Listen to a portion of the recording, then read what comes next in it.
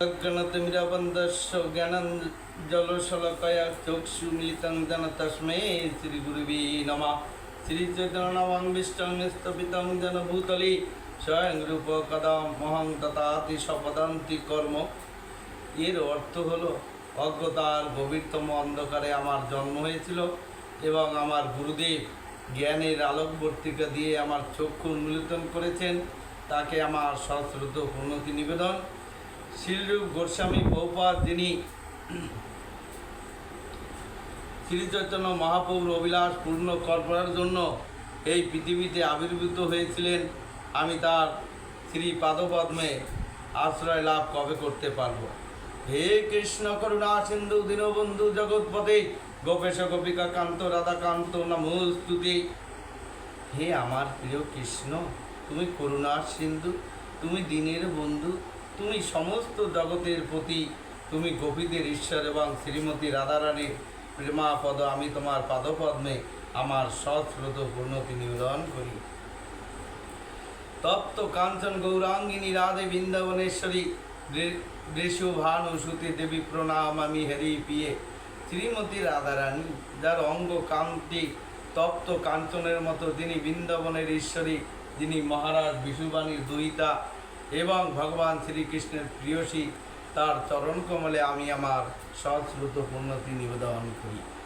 বাঞ্ছা কল্পতরুভস্য কৃপা সিদ্ধব এব চ পতিতানাং পাবে নৈব বৈষ্ণবে নমো নমঃ। হরে কৃষ্ণ কৃষ্ণ কৃষ্ণ হরে হরে, হরে রাম রাম রাম হরে হরে।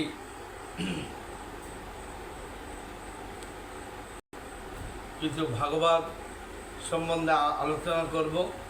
শ্রীমদ্ ভাগবত দ্বিতীয় স্কন্ধ অধ্যায় 6, শ্লোক 23। অনুবাদ: আমি যখন মহাবিষ্ণুর নাভিপদ্ম থেকে জন্মগ্রহণ করেছিলাম, তখন আমার কাছে যজ্ঞ অনুষ্ঠান করবার জন্য সেই মহাপুরুষের অবয়ব ব্যতীত অন্য কোনো সামগ্রী ছিল না। এই কথা কে বললেন? ব্রহ্মা নারদকে বললেন।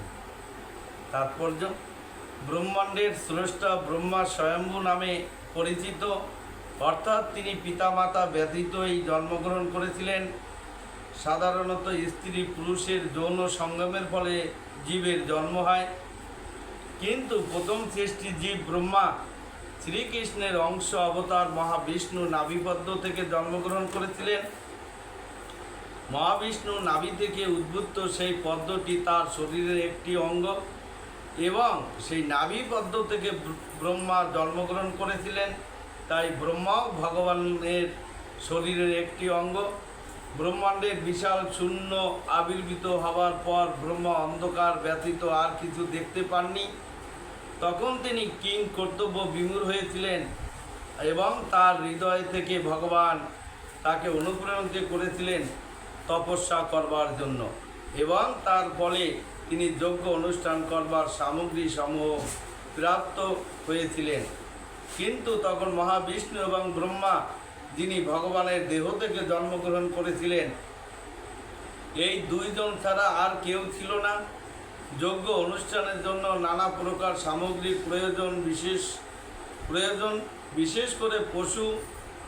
যজ্ঞে পশু উৎসর্গ করবার অর্থ পশু হত্যা করা নয়।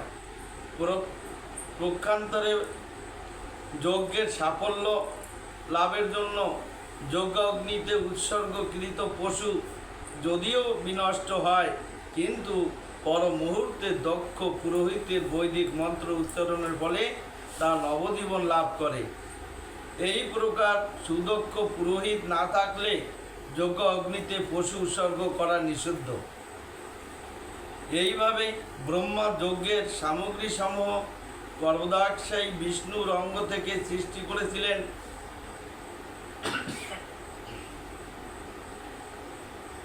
অর্থাৎ ব্রহ্মাই এই ব্রহ্মাণ্ড সৃষ্টি করেছেন। শূন্য থেকে কিছু সৃষ্টি করা যায় না। প্রকৃত পক্ষে সব কিছুরই সৃষ্টি হয়েছে ভগবানের শরীর থেকে। শ্রীমদ্ ভগবদ্ গীতায় দশম অধ্যায়ে 8 ভগবান বলেছেন, অহং সর্বস্ব প্রভব মত্ত সর্বং প্রবর্তে।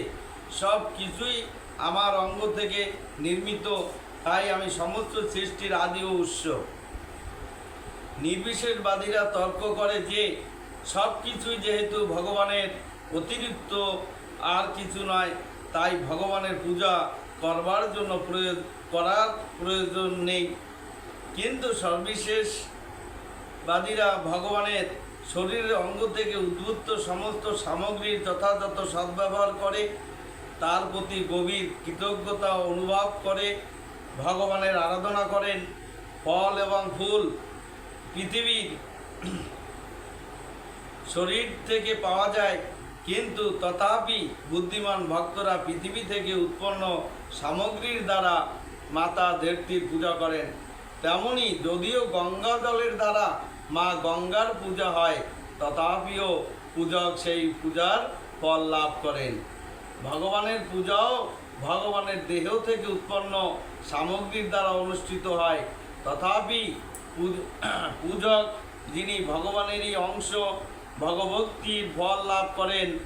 নির্বিশেষবাদীরা ভ্রান্তিবশত সিদ্ধান্ত করে যে তারাই হচ্ছে ভগবান, কিন্তু সবিশেষবাদীরা ভগবানের প্রতি তাদের গভীর কৃতজ্ঞতাবশত ভক্তি সহকারে ভগবানের আরাধনা করেন। যদিও তারা ভালোভাবেই জানেন যে কোনো কিছুই ভগবান থেকে ভিন্ন নয়, ভগভক্ত সব কিছুই ভগবানের সেবায় উৎসর্গ করেন, কেননা তিনি জানেন যে সব কিছুরই পরমেশ্বর ভগবানের সম্পত্তি এবং কোনো কিছুরই উপর কেউ তার মালিকানা দাবি করতে পারে না। এই শুদ্ধ অদয় জ্ঞান ভগভক্তকে ভগবানের প্রেমময়ী সেবায় যুক্ত হতে অনুপ্রাণিত করে। কিন্তু নির্বিশেষবাদীরা মিথ্যা অহংকারের গর্বে গর্বিত হয়ে চিরকাল অভক্তই থেকে যায় এবং ভগবান কখনো তাদের গ্রহণ করে না।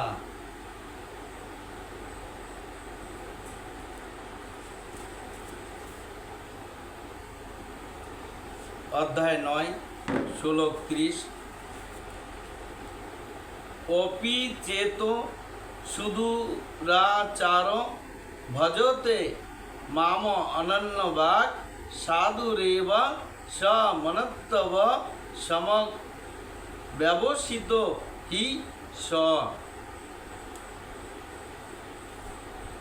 অনুবাদ: অতি দুরাচারী ব্যক্তিও যদি অনন্য ভক্তি সহকারে আমাকে ভজনা করেন, তাকে সাধু বলে মনে করবে, কারণ তার দৃঢ় সংকল্পে তিনি যথার্থ মার্গে অবস্থিত। এই শ্লোকে সুদূরাচারঃ শব্দটি অত্যন্ত তাৎপর্যপূর্ণ এবং এর যথার্থ অর্থ উপলব্ধি করা কর্তব্য। বদ্ধ জীবের ক্রিয়া দুই রকমের: নৈমিত্তিক ও নিত্য। দেহরক্ষা অথবা সমাজ ও রাষ্ট্রের বিধান পালনের জন্য বিভিন্ন কর্ম করা হয়। বদ্ধ জীবনে ভক্তকেও এই ধরনের কার্য করতে হয়। এই প্রকার কার্যকলাপকে বলা হয় নৈমিত্তিক। এছাড়া যে জীব তার চিন্ময় স্বরূপ সম্বন্ধে সম্পূর্ণরূপে সচেতন এবং যিনি কৃষ্ণ ভাবনায় অথবা ভগবক্তিতে নিয়োজিত, তার কার্যকলাপকে বলা হয় অপ্রকৃত। তার চিন্ময় স্বরূপে এই প্রকার কার্যকলাপ অনুষ্ঠিত হয় এবং পরিভাষায় সেগুলিকে বলা হয় ভগবক্তি। এখন বদ্ধ অবস্থায় কখনো কখনো ভগভক্ত সেবা এবং দেহ সম্বন্ধীয় কর্ম একই সঙ্গে সমান্তরালভাবে সম্পাদিত হতে থাকে, কিন্তু তারপর আবার কখনো কখনো এই দুই ধরনের ক্রিয়ার পরস্পরের বিরোধও উৎপন্ন হতে পারে।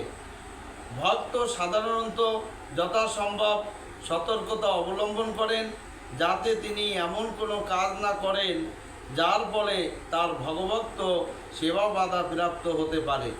তিনি জানেন যে কৃষ্ণ ভাবনায় উত্তর অগ্রগতির উপর তার সমস্ত ক্রিয়াকলাপের সফলতা নির্ভর করছে, কিন্তু তার সত্ত্বেও কখনো কখনো দেখা যায় যে কৃষ্ণ ভাবনা পরায়ণ মানুষ এমন কাজ করে বসেন যা সমাজ ব্যবস্থাও রাজনীতির পরিপ্রেক্ষিতে অত্যন্ত গর্হিত বলে মনে হয়। কিন্তু এই প্রকার ক্ষণিক পতন হওয়া সত্ত্বেও তিনি ভক্তিযোগের অযোগ্য হন না।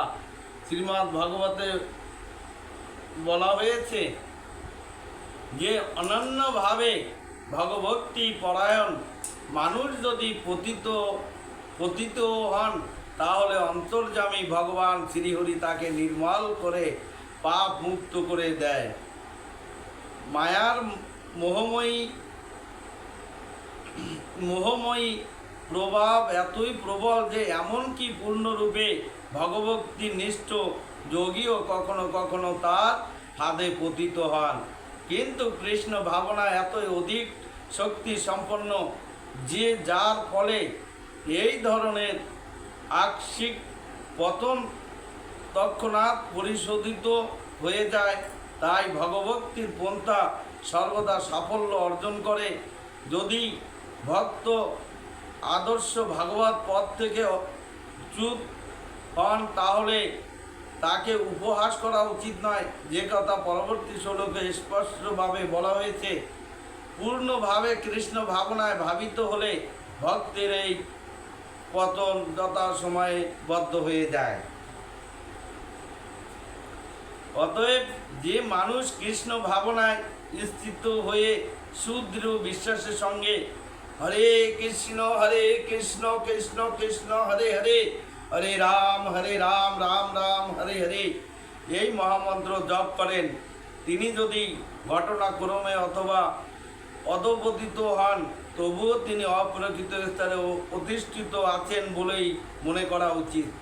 এই সম্বন্ধে সাধু রেব, তিনি সাধু কথাটির উপর জোর দেওয়া হয়েছে।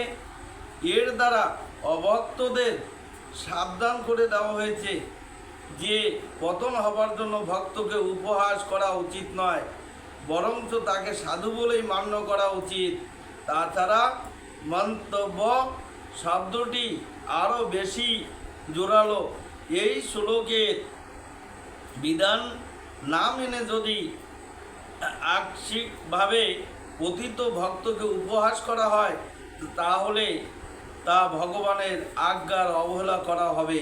ভগভক্তের একমাত্র যোগ্যতা হচ্ছে অহৈতুকী অপ্রতিহতভাবে ভগবান সেবায় নিয়োজিত থাকা।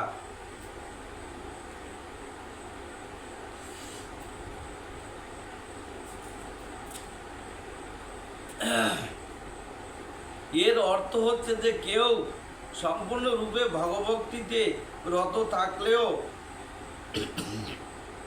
কখনো কখনো তাকে হীন কর্মে নিয়োজিত দেখা যায়। সেই ক্রিয়াকলাপগুলিকে তাদের কলঙ্কের মতো মনে করতে হবে। এই প্রকার কলঙ্ক চন্দ্রের আলো বিকরণের বাধাস্বরূপ হয় না, তেমনি সৎপথ থেকে ভক্তের পতন তাকে পাপাত্মায় পরিণত করে না। তা বলে এটি কখনো মনে করা উচিত নয় যে অপ্রকৃত ভগবান পরায়ণ ভক্ত সব রকম নিন্দনীয় কর্মে প্রবৃত্ত হতে পারেন। এই শ্লোকে কেবল বিষয় সংঘর্ষ জনিত দুর্ঘটনার কথাই বলা হয়েছে। ভগভক্তি মায়ার বিরুদ্ধে যুদ্ধ ঘোষণা করবার সামিল ভক্ত যতক্ষণ পর্যন্ত না মায়ার সঙ্গে যুদ্ধ করতে সমর্থ হচ্ছে, ততক্ষণ এই ধরনের দুর্ঘটনা জনিত অধঃপতন হতে পারে। কিন্তু পূর্বেই বলা হয়েছে, পূর্ণ রূপে শক্তিশালী হবার পরে তার আর কখনো পতন হয় না। এই শ্লোকে দোহাই দিয়ে পাপাচারে প্রবৃত্ত হয়ে নিজেকে ভক্ত বলে মনে করা কখনোই উচিত নয়। ভগভক্তি সাধন করবার পরেও যদি চরিত্র শুদ্ধ না হয়, তাহলে বুঝতে হবে যে সে উত্তম ভক্ত নয়।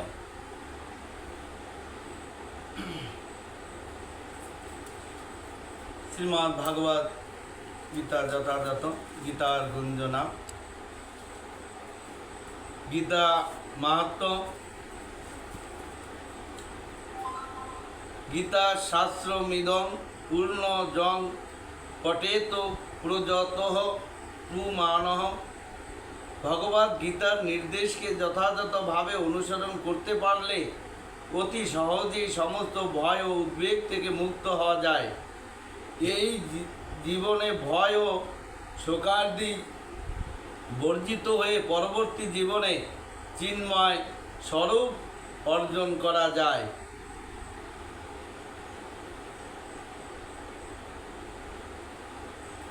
শ্রীমদ্ ভাগবত গীতা যথাযথা কি যায়, রাধা গোবিন্দ কি যায়।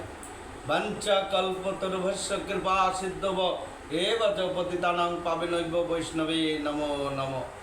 রাধা গোবিন্দ की जय, द्वारिकाधीश की जय, बरसना की रानी की जय, मथुरा वृंदावन नवद्वीप मायापुर धाम की जय, 84 करोड़ धाम की 84 खंबा की जय, नंदलाय की गोकुल धाम की जय, केसी घाट की जय, नौमी शरण की जय, रमन रेती की जय। आज की पूजा अर्चना की जाए, आज की भगवत कथा की जाए। हिताय गुर प्रेमानंदे हरि हरि बोल, बोल हरि बोल हरि बोल हरि। बोलिए राधा रानी की जय।